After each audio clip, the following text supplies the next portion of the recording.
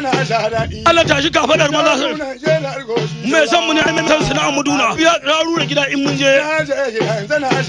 Allah tashi kafadar maza su mai san mu ne ko gada mu kame mu ya biya raru da gida in mun je Allah tashi kafadar maza su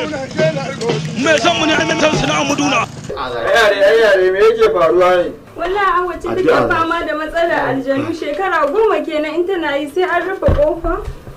ayyare kai Allah ka shi mu dan kama zomo ne ko wajen shaye-shaye ne wannan dauke ne alhali ko zomo ne a cikin ya biya raru da gida in mun je ka ba shi guri ya duba ya gani dukkin ta da hankali kun gane kawai yanzu in na shiga ku kawai ku rubo na ɗakin nan in ma da kwado kawai ku sa za ku ji ana ihu za a iya yin muryata kawai ko kun ji ana muryata kun gane kawai ba sai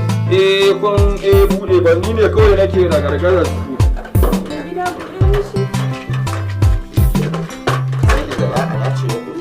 ya samu lakanin kira aljanu kawo ma kullum kawo da sauri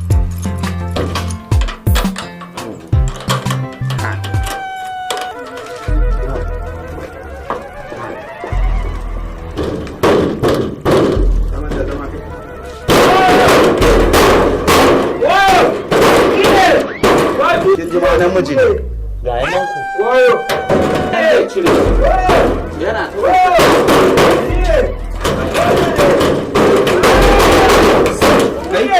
sun fita ya cire su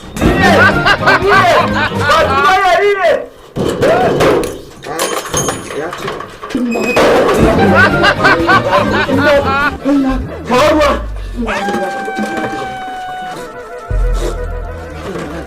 ta kashe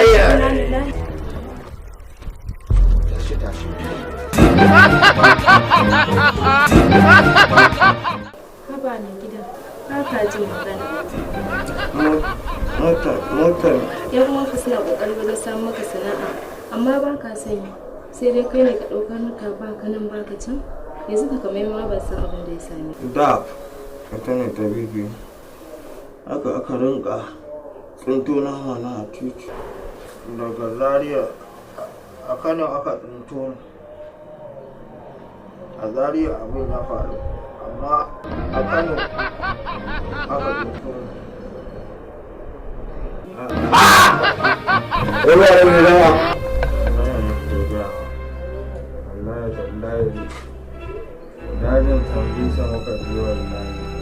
dajin sallisa kuma me ya kai ka dajin sallisa mutum gida kana kallo da yadda ma muke arta ba a nan dajin ma balanta na can